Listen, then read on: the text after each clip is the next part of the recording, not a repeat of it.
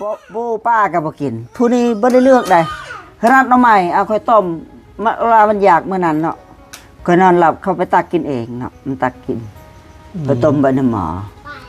ผู้น้อยนี่นะแม่นผู้ใหญ่นั่นยากที่สุดเลยนี่เป็นน้ำฮัดให้กินอาหารตะกี้เนาะแม่นเจ้าก็ตอนนั้นก็อยู่ทางข่อยเจ้าก็เห็นเนาะให้บ่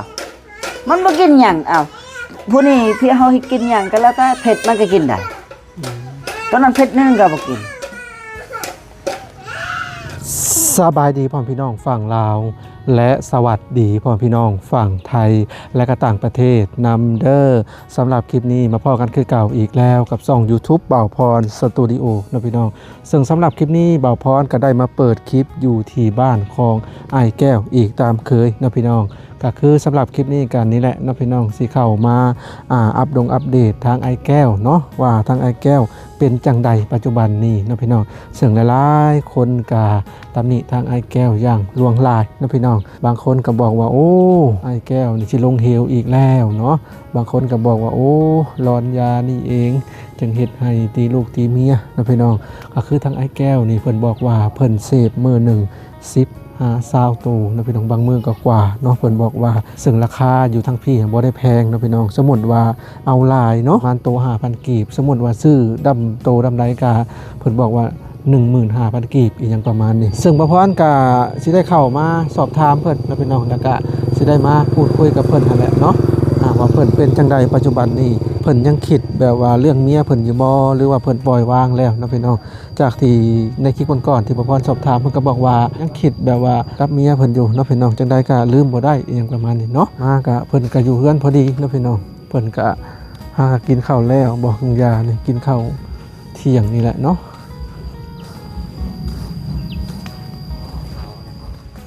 ไอ้แก้วมักอาชีพยังในใจเจ้า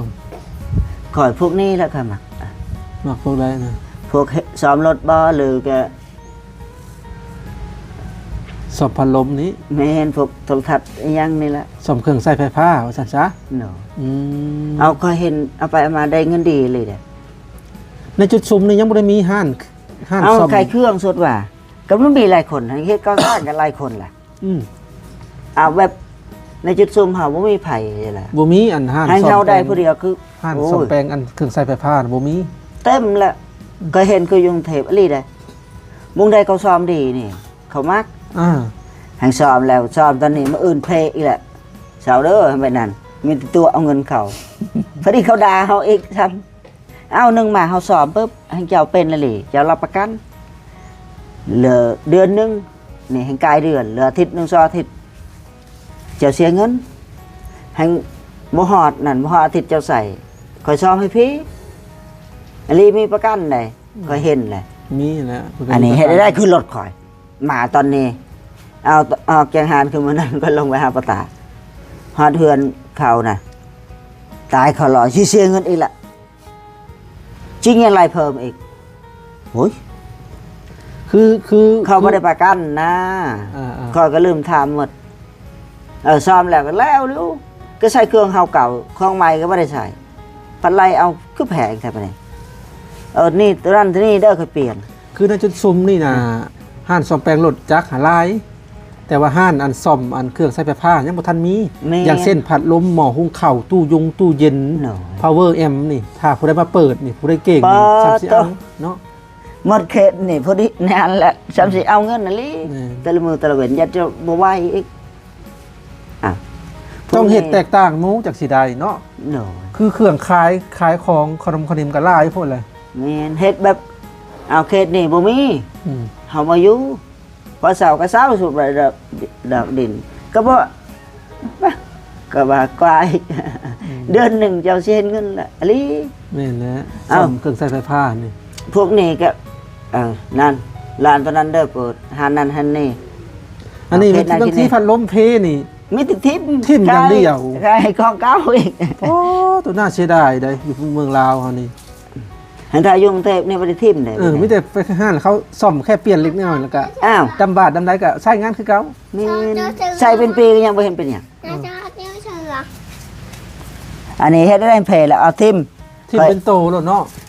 พวกเขาซื้อก็บ่มีให้รถของเก่าอีก ถ้าได้ใช้พัดลมตัวนั้นน่ะเก้าทิมหมด มันเทแต่ถิ่มโลดจริงๆแล้วมันต้องมี ชื่อ อะไร นับนี่เจะซื้อพวกของเก่ากวดบ่ยังเนี่ยอันนี้เห็ดเบิ่งกูอันนี้นี่ได้เงิน อืม เอาอยู่พุ่นจะไปขายเท่าไดซื้อบ่ไปส่งเนาะเจะซื้อเอา2 โล 500ขีดก็ขายแล้วอยู่พี่เนาะ3 โล 500ขีดก็ขายคือกวดเปล่าซื่อๆพวกโกด กับโทรทัศน์คือกัน อ้าวอันนี้ ทีวีนี่บางทีมันเพแต่ถิ่มเลย เอาเตือจะไปขายเป็นแสนจะซื้อ10,000ก็ยกซื้อแล้วทำไหนเนาะอ้าวให้ได้กำไรว่าเคยเบิ่งอะไรเลย บ้านเฮาน่ะมันส่วนหลายบ่พอจะเว้าเนาะบ้านเฮาก็ส่วนหลายฮะมันเพเลยไม่ได้อยากโยนถิ่มเบิดมันเลยบ่ได้ค่อยอยากไปซ่อมกัน ทางบ้านเจ้าก็ซื้อบ่พวกกดแก้วกดพลาสติกเนี่ย ชื่อคือกันโลละเท่าไหร่โล500กีบ อ้าวอยู่นี่ไผซื้อนี่บ่มีหันมันขายครับ อืม มีแต่รถพุทธจากเมืองขึ้นมาซื้อ ขวด ซื้อ นะ ซื้อกวดนี่ก็บ่ซื้อพวก พลาสติก อันนั้นนะพวกพัดลมบ่ เอ่อ พวกกระป๋องเบียร์กวดแก้วพวกยางพลาสติกนี่ไผสิซื้อ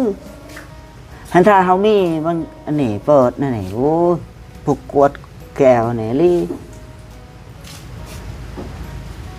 โล500กีบก็พอขายได้ สมมุติว่า มันหนัก 2-3 โลก็500เข้าก็ขายแล้วกวดเปล่าซื่อๆนี่ มันหนักแต่เนาะขวด อ้าวกวดเหล้าบ่สมมุติว่า เออ กวดแอมหลอกแอมร้อยเนาะ อันนี้เกลื่อนก็อยู่ขวด บ่อันนี้เต็มดีสิอึดยัง ถ้ามีตลาดห้องหาบซื้อก็โอเคอยู่ได้ แม่นได้พวกนี้ อืม ก็เห็นยงเทพเขาไปหาเก็บขยะ เก็บกวดขาย ยังได้เงินฝากธนาคารเป็น100,000-200,000โว้คอยจุดยานเขาเนาะ คอยตวิดคนมาซื้ออะไรกันนี่เฒ่าแก่เขาเว้าโอ้เขามีลีเนาะเถื่อมีหั่นสิขอพุ่น เขาลืมแล้วเขาไปทิ่มทางขยะบ่ แม่นเถื่อแบบมันเป็นคนไทยมันหลวแบบมันตั้งใจสิถิ่มมันลืมเนาะเถื่อ อืม ว่าของเก่ามันโละทิ้มว่า ก็คนเก็บของเก่าหรือว่าค่าขายของเก่าก็ได้ดี แม่นเฮาจะว่าได้ก็บ่มีเงินเด้อพวกนี้อันเถื่อได้ดีมันเข้า พ ไป วกขับ คน ซื้อของเก่านี่โว้ย แม่น เป็นเศรษฐีบางคนน่ะอยู่ฝั่งไทยน่ะเนาะ แม่น บางทีเขาแยกอะไรเขามีลูกน้องเขาจ้าง อ้าว สมมุติเขาขายพัดลมนี่ แล้วเขาให้ลูกน้องเขางัดเอาแต่ทองเรืองแยกขายไปสิมัน เอาก็ได้ช่องพูดแล้วเฮาขาย เออ ทั้งเรื่องโลเท่าไหร่แหละยุงเทพโล4-500น่ะ แพงแต่เนาะ แม่นบ่นี่นี่พวกเล็กไอ้หยังเอกธรรมดาเอกจัดสรรงะแงะแล้วก็ อ้าว อันจัดเป็นระเบียบ เจ้าชื่อพัดลมเนี่ยเพราะก็20-30,000เดือ10,000ซ้ำจะไปขายกว่าไอ้เจ้าซื้อก็เป็นแสนมันก็มีอันเดียวเนาะอ้าว ได้ แม่น ทุกอาชีพน่ะได้เบัดถ้าเฮาเฮ็ดถึงเนาะ อ้าว ทุก ก็ อาชีพ มันเขาบ่ได้เฮ็ดเถิดว่าสิขายข้าวนอกข้าวนมสูบเอาส้มตำคนก็หลายบางคนก็เห็นถ้าหลายเฮาเฮ็ดแซ่บนี่หลายจังไดก็บ่แพ้เฮาอันนี้คนเขามากลมแซ่บนัวเฮ็ดได้ก็ยังคือเก่าก็เศร้าเด้อโอ้หลานท่านบ่แซ่บนะเฮ้ยบ่ต้องไปซื้อนั่นน่ะบ่ก็ ร้าน ถึ อาง หาร สอ ตาง ม เด้ สั่ง อ บ่พรมักร้านอาหารตามสั่ง แม่น เอามาเปิดในเมืองเสาห้านแล้วก็เปิด นึ่งมาก็ตามใจลูกค้าเขาสั่งได้เฮาก็เฮ็ดให้เขาจะได้เขาสั่ง พอ ละ คน อย่าง กิน เย ข้าม อะ คาบเด้คนกินทุกมื้อคนก็กินทุกมื้อนะ มุงใดร้านแซ่บเจ้าเฮ็ดนี่เคยเห็นยุงเทพหมดสบายชีวิตก็เฮ็ดก็ซอยนั่นก็ไปกินในหั่นแล้วอ้าวไปนะเฮ้ยผู้หนึงได้แซ่บแล้วพาหมู่ไปกินอ้าวหมู่ก็ติดใจมื้อนี้ก็พาติดต่อเนาะหมู่เขาก็มากินนำเฮาตลอด ตอนเช้าตอนแลตอนเช้าตอนเพลตอนแรงน่ะแห้งโอ้บ่อึดเจ้าลูกค้าให้แซ่บใครก็ว่าเฮ้ยไปกินร้านนั้นนะแซ่บดีกว่าเจ้ายังซื้อนี่เอาลาบก้อยกันเห็นเขาเฮ็ดอยู่พุ่นผู้ใดแซ่บนี่ก็ไปซื้อร้านตอนนั้น แม่นนะ เอายุงเทพอันนี้แหละเขาเฮ็ดลาบงัวลาบดิบมาเอาไปสั่งเอาแพงบ่แพงก็บ่เกี่ยวนี่แค่ว่าเจ้าเฮ็ดแซ่บ แฮมบ่แซ่บพี่10,000ก็ซื้อเทื่อนึงนั่นแหละ แล้วก็เวลาเขาซื้อเขาติดใจห้านใดห้านหนึ่งแล้วเขาจะบ่อยากย้ายห้านนะ แม่น อันนี้สำคัญเด้อตัวนี้ สำคัญนึงมาเขาก็ติดใจมันแซ่บอะไรเขาเฮ็ด คือตัดผมก็คือกัน อ้าว ครับ อย่าตัดงานไปก็ยังบ่ทัดแต่ร้านคนอื่นอึดติดกันเขาก็บอกว่า เขาเสื่อใจเด้ อ้าว อันนี้เขาเอิ้นว่าเฮ็ดให้ลูกค้าเสื่อมัน อันเถื่อเอาเฮ้ยบ่มีเงินเด้อเฮาก็สิลองเขาก็สิลองเฮาสมมุติว่าเนาะเขาหันทาว่าเฮาเฮ็ดดีเขาก็ดีนำเฮาคือเจ้าเอาเจ้าก็สละให้เจ้าติดข่อยก็ติดดามเงินซ้ำนี่เจ้าบ่ให้เทื่อหน้าก็บ่ให้นะต่อไปข่อยก็ฮู้กันแหละเฮาสิเว้าเขาบ่เว้าแม่นบ่น่ะ แบบว่าบางคนเขาบ่มีเงินก็ติดหนี่แบบเป็นยวนกันไป แม่น ถ้าเขามาเขาก็สิใช้ ให้เจ้ามารอบหน้าเจ้าว่าบ่มีเอาเอกแต่เช้าแล้ว ข่อยก็สิบ่เว้าว่าเอาเงินเก่าก่อน เขาก็ให้เขาอันละอายใจตัวเองอย่างว่านี่ว่า แม่นลงมารอบหน้าเจ้ายังเฮ็ดคือเก่าก็เช้าแล้วข่อยก็สิบ่มีให้คือกันเจ้าดอกยิ่งให้ยิ่งยามน่ะเจ้าบ่เสียสิคอยสิยกเอาจักพี่เนาะเอาสมมุติคือก็เฮาไปเซ็นร้านค้า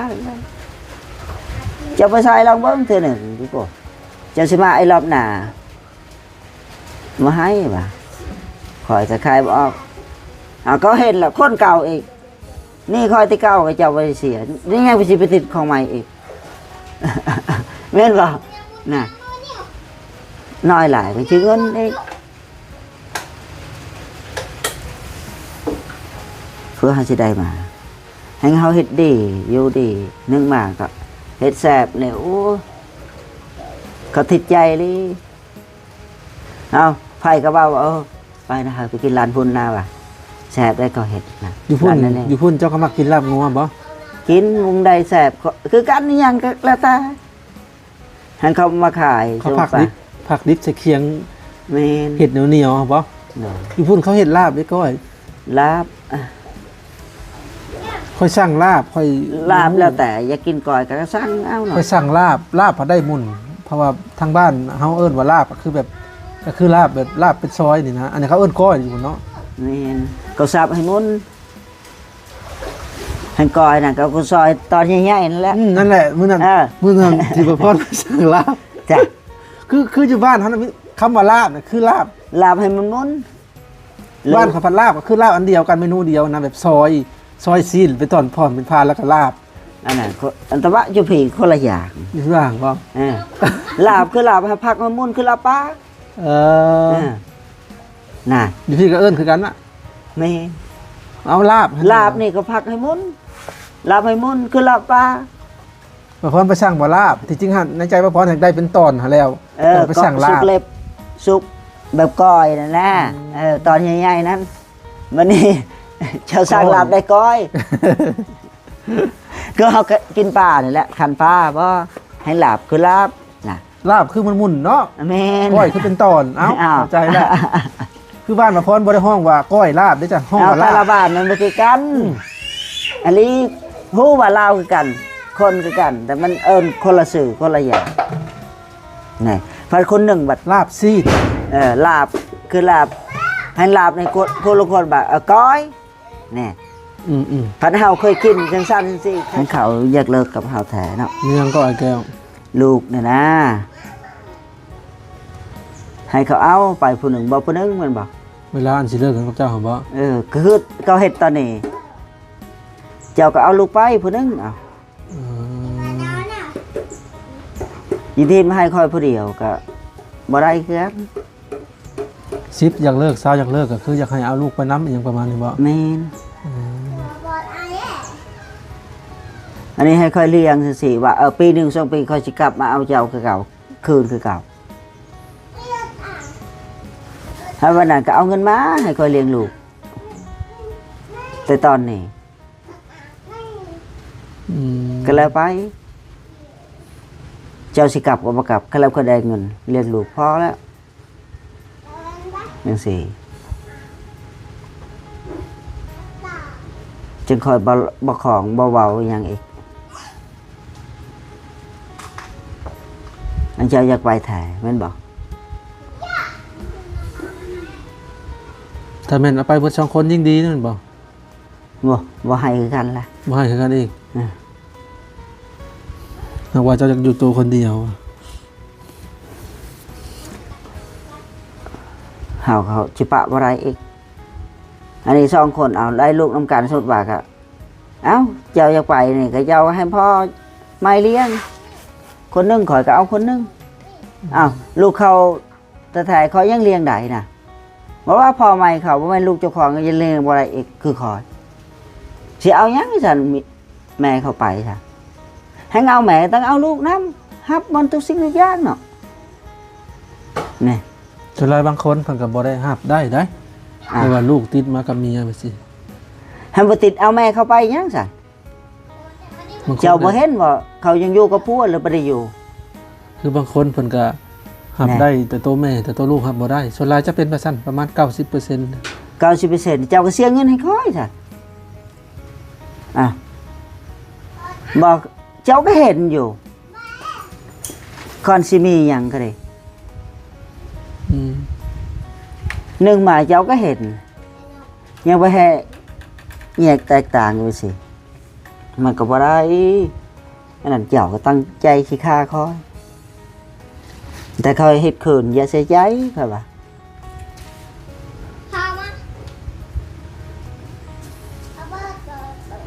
น่ะเจ้าบ่ได้เห็นค่อยบอกแหละแต่ผ่านมาเจ้าก็ฮู้คือกันนะลงที่ฮักได้แม่เขาก็ซั่นก็นะซั่นบ่ต้องเอาไม่ห่างก็เอาพูนผู้สาวสดๆน่ะน่ะบ่มีบ่เจ้าไปเฮ็ดเป็นนี่คือบ่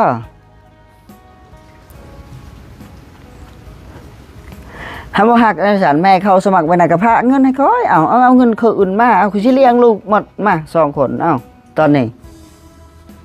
ก็สิเอาแต่20,000ไปที่เหลือค่อยสิทิมหมดจ่ายรถแล้วไปค่อยสิบ่เว้าบ่หยังค่อยว่าอย่าเสียใจทีหลังเจ้าเฮ็ดได้ค่อยก็เฮ็ดได้ เฮ็ดหยังไอ้แก้วนะ เอาสมมุติลูกเต่าก็ดิสิว่าเอาคือตีลูกเต่าค่อยเอาไปจักแล้วถ้าเจ้าของเป็นลูกแต่ถ้ายังบ่เห็นว่าเอาลูกเจ้าของให้คอยรับจังได้อีกมานี่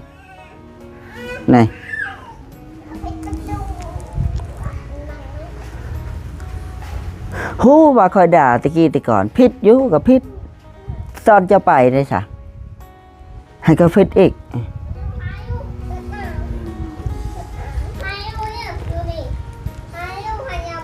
ให้เจ้าดีที่สุดนี่ค่อยว่าเว้ากันก่อนให้ว่าให้เว้ากันก่อนยันค่อยขาค่อยตีเขาบ่ว่าทกอกเฒ่าแก่เฮาก็สิบ่หามจักคนเลยคนเต็มนี่มาเว้ากันตอนเจ้าสิไปสิว่าค่อยสิขาตีอันนั้นเจ้าคิดคนละอย่างแล้วสั่นจักไปผิดจักไปถูกว่าแต่เจ้าดีมันบ่แม่นดีให้เจ้าดีมาสู้หน้าค่อยก่อนนี่เฮาเอ้ยน้องเจ้าก็มีคอยทั้งพี่ก็เอ้ยน้องก็มีเพราะว่าคอยว่าปุ๊บคอยสิฆ่าเขาแล้วปั๊บนี่อันนี้ก็บ่แม่นเก่งแท้ก็ว่าแบบว่าชีวิตก็ยังบ่วิตคิดว่าเคยวิตอยู่แต่คนอยู่ทางพี่ได้จ้ะมันสิแล้วบ่เอ้ยน้องไปยิดผอมทางไหนไปทำรถหมดสบานไง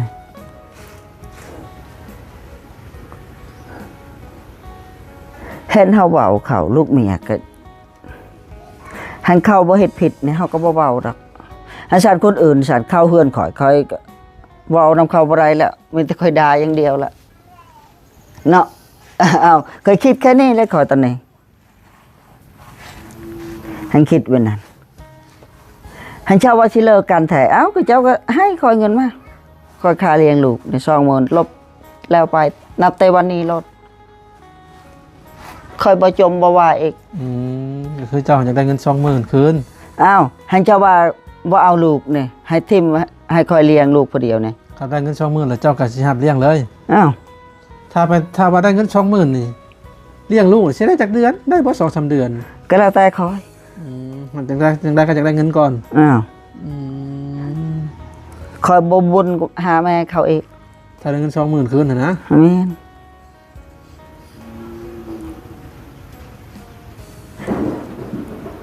จ่ายมื้อนี้นับแต่มื้อนี้รถบ่ให้มีปากขับอีกเซ็นใบสัญญาสัญญาอยู่ใส่ก็เซ็นรถคอยบ่ได้ยาก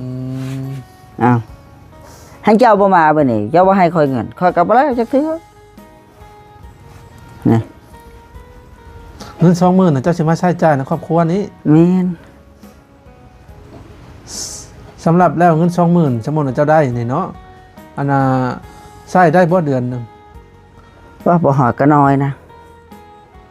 เขาว่า20,000นี่กว่าเลยอ้าว เลี้ยงลูกเนาะขอย่านเจ้าใช้ประมาณบ่ฮอดเดือนน่ะเบิด ป่ะก็สิให้เบิ่งรถเจ้าบ่เชื่อคอยก็ดันนี้ไฟเฮาก็บ่มีเอาเฮาบ่ได้เซ็นไฟเฮาซื้ออย่างเดียว เอามันเห็นเงินหลายใส่หลายเนาะอันนี้บ่มีเงินแฮงเซ็น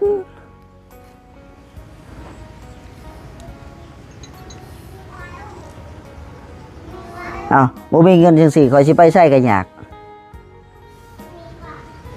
ไม่ได้ไปเซ็นข่าวตลอดย่อ เช่นเขาก็บ่อยากให้เซ็นในร้านค้าครับ เขาก็ด่าแล้ว เขาเซ็นหลายฮอดแสน2แสนเขาก็บ่ให้ เห็นเขาเป็นจังซี่ไผสิให้เสร็จนะเขาว่าเขาก็รับของเขามาคือกันนะฮอดแสนแล้วเขาก็บ่ให้แล้ว เจ้าก็หาแบบนี้บ่ได้บ่จะหาขี้ซุงขี้ซีคือเก่าตะกี้นะ ก็หาได้แต่คอยว่ามันยั่วรถนั่นแหละบ่มีน้ำมันใช้เรื่องลูกค่อยก็ว่าก็ได้เงินไปค่อยบ่ได้ยากดอก